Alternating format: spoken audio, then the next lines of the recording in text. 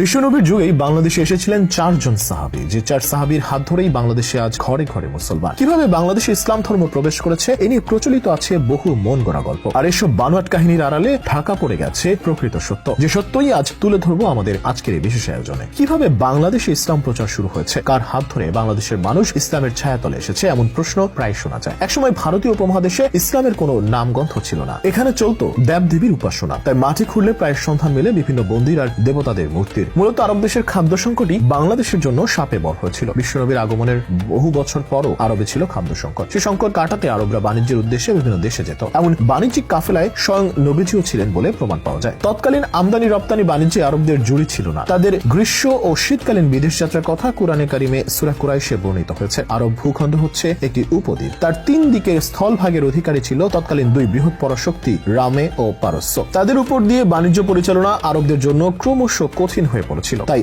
বাধ্য হয়ে সামুদ্রিক পথকে বেছে নিতে হয়। উজানের পানিতে কিভাবে জাহাজ চালাতে হয় এবং জোয়ার ভাটার জাহাজ চালানোর পদ্ধতি বিশ্ববাসী আরবদের থেকে শিখেছে। তার তিন দিকের স্থলভাগের অধিকারী ছিল তৎকালীন দুই বৃহৎ পরাশক্তি রোম ও পারস্য। তাদের উপর দিয়ে বাণিজ্য পরিচালনা আরবদের জন্য ক্রমশ কঠিন হয়ে পড়ে। তাই বাধ্য হয়ে সামুদ্রিক পথকে বেছে নিতে হয়। উজানের পানিতে কিভাবে জাহাজ চালাতে হয় এবং জোয়ার ভাটায় জাহাজ চালানোর পদ্ধতি বিশ্ববাসী আরবদের থেকে শিখেছে। আরবদের এই নৌ বাণিজ্যের সময় বঙ্গোপসাগরে চট্টগ্রাম বন্দর ছিল খুবই সুবিধাজনক পোতাশ্রয়। আরবরা এখান থেকে সুগন্ধি ও মশলাজাত দ্রব্যাদি আমদানি করে ইউরোপের বাজারে বিক্রি করত। আরবগণ যেমন তাদের বাণিজ্য জাহাজ নিয়ে সমুদ্রে চষে বেড়াতো, ঠিক তেমনি চট্টগ্রামও তৎকালীন যুগে জাহাজ নির্মাণ শিল্পের জন্য বিশ্বজুড়ে খ্যাতি সম্পন্ন ছিল। চট্টগ্রামের তৎকালীন যুগে নির্মিত জাহাজ অদ্যাবধি ব্রিটিশ মিউজিয়ামে সংরক্ষিত আছে। চট্টগ্রামের নাবিকগণও তাদের জাহাজ নিয়ে বহিঃসমুদ্রে গমন করতেন। ফলে আরবদের সাথে সখ্যতা গড়ে ওঠে। ঘটনাচক্রে বাণিজ্যের উদ্দেশ্যে চীন দেশে এসেছিলেন নবীজির মামা, ইসলামের প্রথম সারির সাহাবী আবি ওয়াক্কাস মালিক বিন ওয়াহাইব রাদিয়াল্লাহু তাআলা আনহু। তার সঙ্গী ছিলেন কাসেম ইবনে হুযাইফা, উরওয়া ইবনে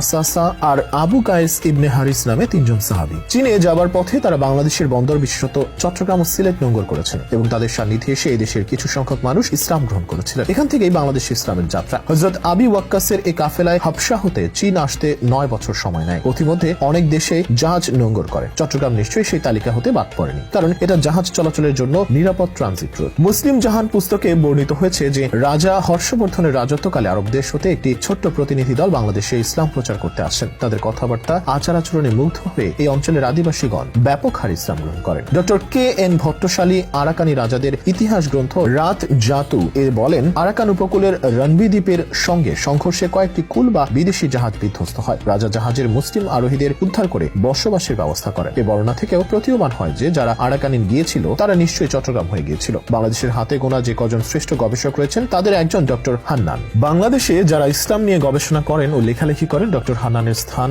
সবার উপরে। তার লিখিত 3 খণ্ডের প্রাচীন বাংলায় মুসলিম আগমন বইয়ে তিনি প্রমাণ করেছেন বাংলাদেশে রাসূল সাল্লাল্লাহু আলাইহি ওয়াসাল্লামের যুগেই ইসলাম প্রচার হয়েছে। এই বইয়ে তিনি সেসব সাহাবীর তালিকাও দিয়েছেন যারা বাংলাদেশে এসেছেন। প্রাচীন আমলে আরব বণিকদের কর্মকাণ্ড, তাদের কবর ইত্যাদি বিষয়ে ঐতিহাসিক তথ্য উপাত্ত তুলে ধরেছেন। প্রাক ইসলামী যুগেই আরব বণিকরা সমুদ্র পথে আবিসিনিয়া ও চীন পর্যন্ত তাদের বাণিজ্যিক কার্যক্রম সম্প্রসারিত করেন। আরব চীনের মধ্যে তাদের কয়েকটি ঘাঁটিও ছিল। এই পথে তাদের প্রথম ঘাঁটি ছিল মালাবর। তারা নিয়মিত মালাবরের উপর দিয়ে চট্টগ্রাম, সিলেট ও কামরূপ হয়ে চীনে আসা যাওয়া করতেন। এভাবে চট্টগ্রাম ও সিলেট তাদের যাতায়াতের ঘাঁটি হিসেবে ব্যবহৃত হতো। মূলত এই সূত্র ধরেই নাম না জানা আরো বহু সাহাবী দক্ষিণ এশিয়ার বিস্তীর্ণ উপকূলবর্তী অঞ্চলগুলোতে ইসলাম প্রচারে কাজ করেছেন। চীনের ক্যান্টন সমুদ্র তীরবর্তী হযরত আবু ওয়াক্কাস রাদিয়াল্লাহু তাআলা আনহুর মাজার আজও সেই সাক্ষ্য বহন করে আছে। সমুদ্র তীরের কোয়াংটা মসজিদও তিনি নির্মাণ করেন বলে ঐতিহাসিকভাবে স্বীকৃত। তবে ঐতিহাসিকদের সব মতামত ও গবেষকদের গবেষণাকে চ্যালেঞ্জ করে সম্প্রতি বাংলাদেশ ইসলাম আগমনের চাঞ্চল্যকর যে তথ্য প্রকাশিত হয়েছে তাতে সব রকমের সন্দেহ সংশয়ের অবসান তো ঘটেছেই, উন্মোচিত হয়েছে ইতিহাসের নতুন দিগন্ত।